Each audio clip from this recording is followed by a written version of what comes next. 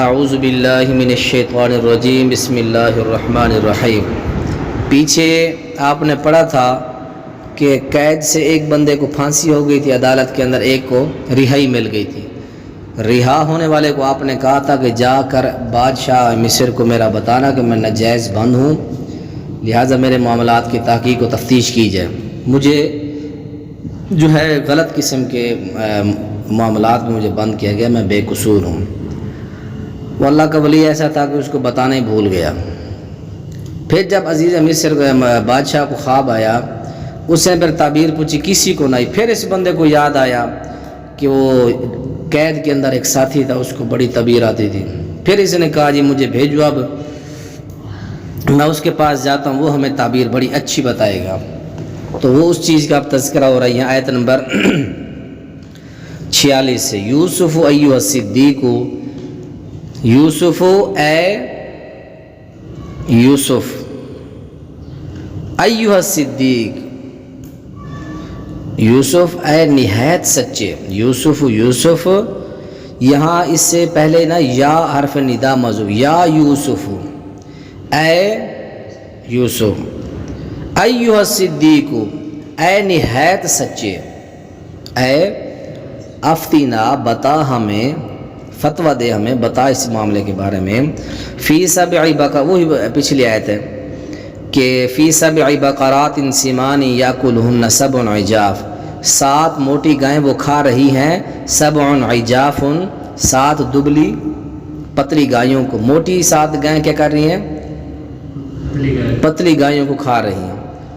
وسبع سنبلات، اور 7 سبز خوشے، واخری یابسات، اور کچھ دوسرے خشک۔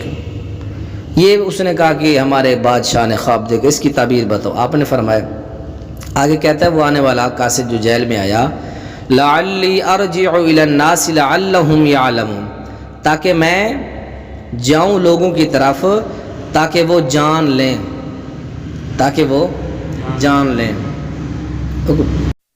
اب حضرت یوسف علیہ السلام خواب کی تعبیر بتا رہے ہیں، کیا فرماتے ہیں؟ قال تزرعون 7 سنین دابا، اس نے کہا تم 7 سال پے در پے کاشت کرو گے۔ تزرعون کا معنی کاشت کرو گے، 7 سنین کا معنی 7 سال، دابا کا معنی پے در پے۔ اس نے کہا تم 7 سال پے در پے کاشت کرو گے، فما حصدتم، تو جو کاٹو، حصدتم کا معنی حصا کا معنی کاٹنا، جو تم کاٹو، فَذَرُوهُ فِي سُنبُلِهِ، اسے خوشے میں رہنے دو۔ جو فصل کاٹ لو نا اس میں سے دانے نکالنے، اس دانے کو سٹے کے اندر رکھ دینا ہے، اس طرح وہ خراب نہیں ہوگی۔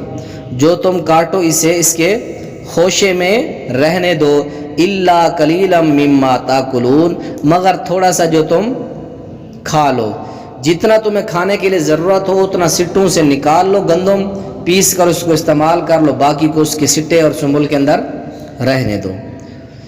ثم یاتی من بعد ذلک 7 شداد، پھر اس کے بعد بہت سخت جو ہے 7 برس یعنی 7 سال آئیں گے، سخت 7 سال آئیں گے، یاکلو، جو کھا جائیں گے، ما قدمتم، جو کچھ تم نے ان کے لیے پہلے رکھا ہوگا، ما قدمتم، جو کچھ تم نے ان کے لیے پہلے رکھا ہوگا وہ 7 سال کھا جائیں گے۔ یعنی پہلے 7 سال تم بہترین جو ہے کاشتکاری کرو گے، بہترین تمہاری فصلیں ہوں گی، بہترین گندم دانے بڑے وسیع و عریض ہوں گے، بہت زیادہ ہوں گے تعداد میں۔ پھر اگلے 7 سال ایسے آئیں گے جو تم نے وہ چھوڑا بہت بچا کے رکھا ہوگا نا ذخیرہ کر کے، ان 7 سالوں میں تم کھا جاؤ گے۔ وہ جو شدید سخت سال آئیں گے ان کے اندر جو تمہارا پچھلے سالوں کا بچہ کھچا ہوگا، اس میں وہ سخت سال جو ہوں گے وہ تمہارا بچہ کھچا مال سارا کھا جائیں گے۔ اس کے بعد پھر کیا ہوگا؟ ثم یاتی من بعد ذلک عام فیہ یغاث الناس، پھر اس کے بعد 1 سال آئے گا جس میں لوگوں پر بارشیں ہوں گی، جس میں لوگوں پر بارشیں ہوں گی، وفیہ یعصرون، اور وہ اس میں نچوڑیں گے، اور وہ اس کے اندر نچوڑیں گے۔ کیا مقصد نچوڑنے سے؟ کہ بارشیں بہت زیادہ ہوں گی، جب بارشیں ہوں گی تو پھل ہوں گے، لوگ پھلوں سے پھل کاٹ کر ان کا جوس نکالیں گے، یا اسی طرح زمین سے زیتون ہوگا، سرسوں کے تیل ہوں گے، یا جانور زیادہ چارہ کھائیں گے وہ دودھ دیں گے، اور اسی طرح بہت سارے اناج بڑی چیزیں وہ استعمال کریں گے۔ یا سرون کا معنی نچوڑیں گے۔ نچوڑنے کی کیا تفسیر ہے کہ جب زمین سرسبز ہوگی، وہ باغ وہ اس طرح پھل اگائے گی، پودے اگیں گے، اس سے پھر پھل آئیں گے، اس سے تم جوس بھی بنا سکتے ہو، زیتون بھی اگیں گے، باقی تیل وغیرہ، یا جانور زیادہ چارہ کھائیں گے، ان سے تم دودھ پیو گے۔ تو یہ ساری باتیں تم نے یاد رکھنی ہے۔ پہلے 7 سال آئیں گے بڑے سخت قسم کے، خوشحالی کے 7 سال ہوں گے۔ موٹی گایوں کی تفسیر کیا ہو رہی ہے کہ پہلے 7 سال آئیں گے، ان کے اندر تم ایک کاشت کرو گے، بڑی زبردست فصل ہوگی، اس میں سے کچھ تم نے بچا لینا ہے۔ کیوں؟ اس کے بعد پھر اگلے جو 7 سال آئیں گے بڑے شدید سخت آئیں گے۔ پچھلے 7 سالوں کا بچا کھچا تم نے پھر اس میں استعمال کرنا اگلے 7 سالوں میں۔ 7 اور 7 14 سال، 15واں جو سال آئے گا اس کے اندر بڑی بارشیں ہوں گی، زمین بڑی فصل اگائے گی، بڑا سرسبز ماحول ہوگا، جانور بھی چارہ کھول کے کھائیں گے، درخت اگیں گے، پھل زیتون بڑی چیزیں، دودھ عام، پھل عام۔ اگلے 15ویں سال کے اندر پھر خوشحالی ہوگی۔ اور آندھی پہ سمجھ جاؤ رمان کیا مقصد؟ پہلے 7 سال خوشحال، پھر دوسرے 7 سال سخت ازمائش والے، بھوک والے، اور اس کے اندر پچھلے سال کا جو بچا کھچا ہوگا ذخیرہ کیا ہوا وہ آپ کھائیں گے۔ اس کے بعد پھر بارشیں ہوں گی، بارشوں کے اندر پھر تم نچوڑو گے۔ نچوڑنے سے مراد یہ ہے کہ آپ بہت زیادہ پھل ہوں گے، جانور کھائیں پیئیں گے، دودھ بھی عام ہوگا، زیتون ہوگا، تیل ہوں گے، اللہ تعالیٰ بڑی فراوانی فرما دیں گے۔ آگے فرمایا کہ وقال المالک، بادشاہ نے کہا اسے میرے پاس لاؤ۔ وہ جو اتنا قیمتی بندہ، اس نے بڑی خوبصورت تفسیر بتائی، پھر اس طرح ہوا بھی صحیح۔ پھر آپ نے فرمایا اس کو، حضرت یوسف علیہ السلام کو میرے پاس لاؤ۔ فلما جاء الرسول، جب آیا اس کے پاس قاصد، قال، کہا یوسف علیہ السلام نے، ارجع الی ربک، لوٹ جاؤ اپنے مالک کی طرف، یعنی بادشاہ کی طرف۔ فاسألہ، پوچھو اس سے، ما بال النسوہ، کیا حال ہے ان عورتوں کا، اللاتی، جنہوں نے قطعن ایدیہن، اپنے ہاتھ کاٹ ڈالے، ان عورتوں کا کیا حال ہے۔ ان ربی بکیدہن علیم، بے شک میرا رب بکیدہن، ان کے مکر کو، علیم، خوب جاننے والا ہے۔ ان عورتوں کو جب مکر تھا ان کو اللہ تعالیٰ خوب جاننے والا ہے۔ کیا مقصد؟ میرے اوپر جو تہمت لگی ہے، جب تک میں اس سے بری نہیں ہو جاتا، صفائی میری نہیں ہو جاتی، اس وقت تک میں قید خانے سے نہیں نکلوں گا۔ میرے اوپر جو غلط تہمت لگائی گئی ہے، اس تہمت کی جب تک صفائی نہیں دی جاتی، اس معاملے کو اچھی طرح صاف ستھرا نہیں کیا جاتا، میں قید خانے سے نہیں نکلوں گا۔ جب میری جو جا کے چھان بین کرو، بادشاہ کو کہو ان عورتوں کا پتہ کرو اور جنہوں نے میرے اوپر الزام وغیرہ۔ قال ما خطبکما، بادشاہ نے کہا تمہارا کیا معاملہ ہے۔ اب بادشاہ نے بلا لیا عورتوں کو، وہ ساری عورتیں، زلیخا ساری، تمہارا کیا معاملہ ہے۔ اذ راوتن یوسف، جب تم نے یوسف کو اس کے نفس سے پھسلایا، اس کے نفس سے پھسلایا۔ قلنا حاش للہ، قلنا کیا صیغہ ہے بھائی؟ قلنا، کالا کالا، کالو کالت کالتا، قلنا جمع مؤنث غیب کا صیغہ ہے، جمع مؤنث قلنا۔ انہوں نے کہا حاشا للہ، حاشا کا معنی کیا پڑا پیچھے؟ اللہ کی پناہ۔ ما علمنا علیہ من سوء، ہم نے اس پر کوئی برائی معلوم نہیں کی۔ یہ کون کہہ رہی ہیں؟ عورتیں کہہ رہی ہیں، وہ سب عورتیں، ان میں زلیخا بھی ہے۔ انہوں نے کہا ہم نے پھسلایا، ورگلایا ضرور ہے، لیکن اللہ کی پناہ ہم نے اس پر کوئی برائی معلوم نہیں کی، بڑا پاک صاف پاکیزہ انسان ہے۔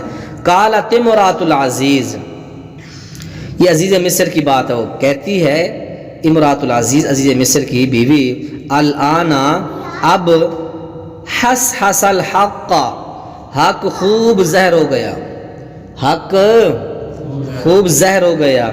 انا راودتہ عن نفسہ، میں نے اس کو اس کے نفس سے پھسلایا وَإِنَّهُ لَمِنَ الصَّادِقِينَ، یقیناً وہ سچے لوگوں میں سے ہے۔ اب عزیز مصر کی بیوی بھی مان گئی، عزیز مصر کی بیوی جس نے ورگلایا تھا وہ بھی مان گئی۔ کیا کہتی ہے کہ میں نے، اب تو حق واضح ہو گیا، حق واضح ہو گیا، حضرت یوسف علیہ السلام کی برات بھی ہو گئی، فیصلہ بھی ہو گیا تھا پیچھے، تو پھر عزیز مصر سے فیصلہ، پھر بادشاہ مصر تک فیصلہ آ گیا۔ پھر اس عورت نے آخر کار کہہ دیا کہ جب حق واضح ہو گیا تو میں بھی اقرار کر لیتی ہوں، واقعی میں نے اس نوجوان یوسف علیہ السلام کو، جس کو بچپن سے میں نے پالا تھا، واقعی میں نے اس کو ورگلایا، لیکن وہ سچوں۔ آخری آیت کا ترجمہ دیکھو بھی، ذَلِكَ لِيَعْلَمَ أَنِّي لَمْ أَخُنْهُ، یہ اس لیے کہ وہ جان لے کہ تم نے اس کی عدم موجودگی میں اس کی خیانت نہیں کی، یہ اس لیے کہ وہ جان لے کہ میں نے اس کی عدم موجودگی میں اس کی خیانت نہیں کی۔ اب دیکھو عزیز مصر کی بیوی ایک نئی چال چل رہی ہے، وہ جان لے کہ میں نے اس کی عدم موجودگی میں خیانت کی ہے، تو نے خیانت، تیرا گھر والا نہیں تھا تو نے حضرت یوسف کو ورگلایا ہے۔